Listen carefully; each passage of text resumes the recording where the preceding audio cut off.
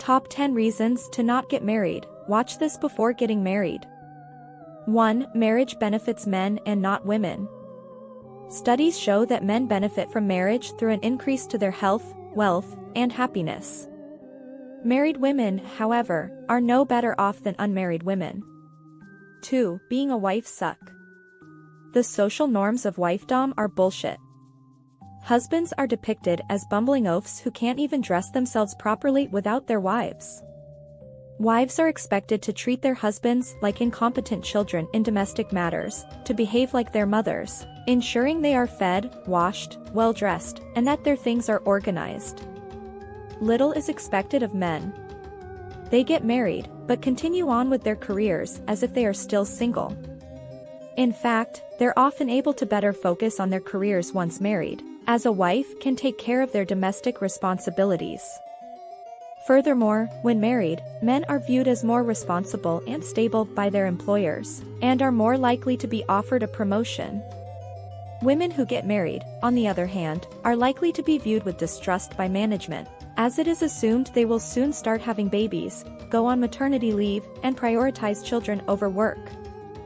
Because men, in general, are likely to earn more money than women, the careers of husbands are valued over those of their wives. This translates to a broader prioritization of a husband's time and labor. He needs his rest because he works so hard for the family. He needs to go out and blow off steam after a hard day at the office. Oh, he doesn't have time for such trivial matters, he's busy with more important things. As young girls, we're still taught that if we focus on becoming beautiful, desirable women, we'll succeed in our supposed goal of landing a good husband to support us, so we can relax. But even if you have the privilege of staying home while your husband works, you still have to work. It's just that your time and labor have no value. You're expected to do everything you possibly can for your husband, because you don't contribute to the family like he does. He doesn't have time to organize his closet, you should do it for him, housewifey, despite the fact you both technically worked the same amount of hours today. Despite supposed gains in marriage equality, studies show that even when both partners are employed, women still do the bulk of the housework and childcare. Thus, men are freed up to maintain a healthy social life. After work, for example, it's totally normal for husbands to still go out for drinks with the boys. They've earned it, after all. The social life of women, however, takes a sharp turn after marriage. 3. If you're getting married thinking you'll never be lonely again, buckle up, because marriage is totally isolating. I never felt so lonely as I did when I was married. Sure, I saw my husband every day, and we relished our time together, but things change when you get married. You're no longer a single girl who can go out, mingle and meet people, join organizations, or do whatever you please. You're married. Now your husband is your family, and social norms dictate that family comes first. You are allowed, as a wife, to have some friends, but only when it is convenient. After work, before dinner, maybe you can meet for a coffee. Or maybe you can get lunch with your gal pals while your husband is hitting a bucket of balls at the driving range. In other words, you can have friends during your free time, so long as that socializing never impinges on the time you're supposed to be spending on or with your husband. This is the model of the nuclear family, which is so cruelly isolating, separating us from friends and community. It is still considered improper for a wife to become heavily involved in unpaid community or political activities if it means too much time away from her family.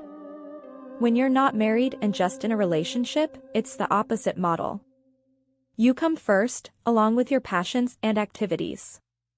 If a person fits in with your life, and it also works for them, then you can be together.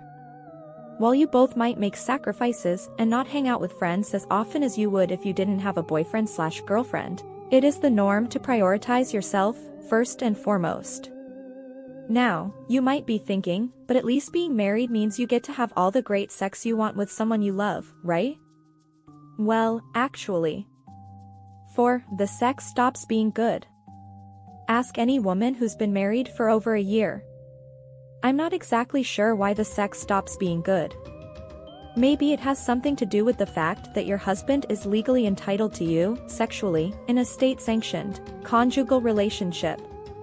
This is a term that was used in Canadian immigration documents when I was filling them out, and it skeeved me out every time I read it. Maybe it's because you are literally in a legal contract that says you can only have sex with this one person for the rest of your life, but it kind of sucks the romance and adventure out it. And you'd better believe your husband expects sex. When was the last time you had sex? A week ago? You better do it soon.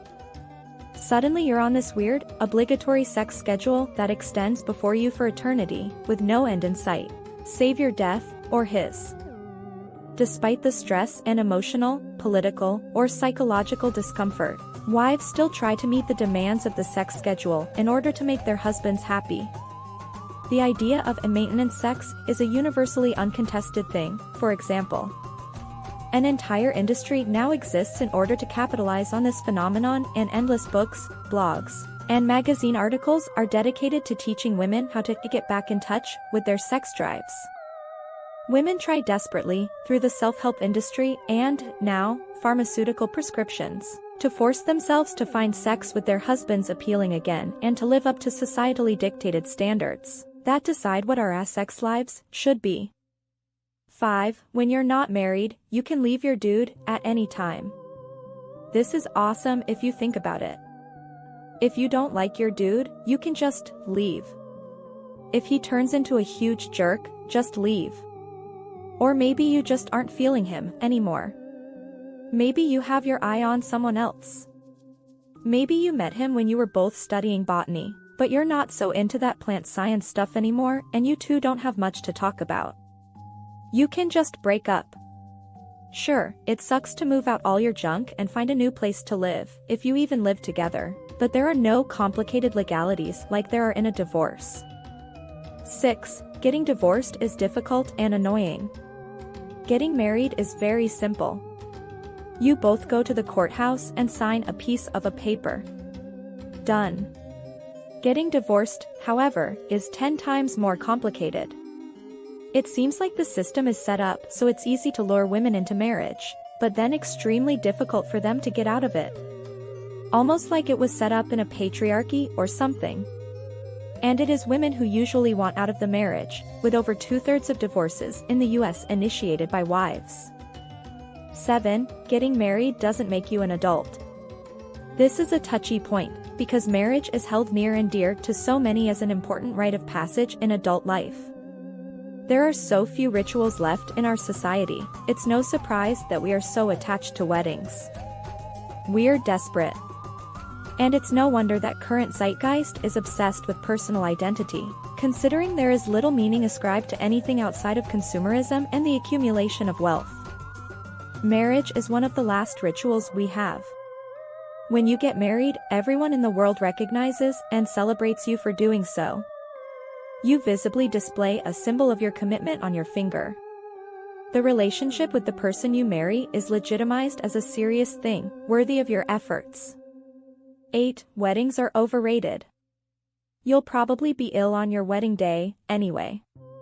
There's so much planning, you're so nervous, the entire thing is one big photo shoot. And it's supposed to be the most important day of your life. It's so much pressure. I recommend going to other people's weddings, instead. It's way more fun.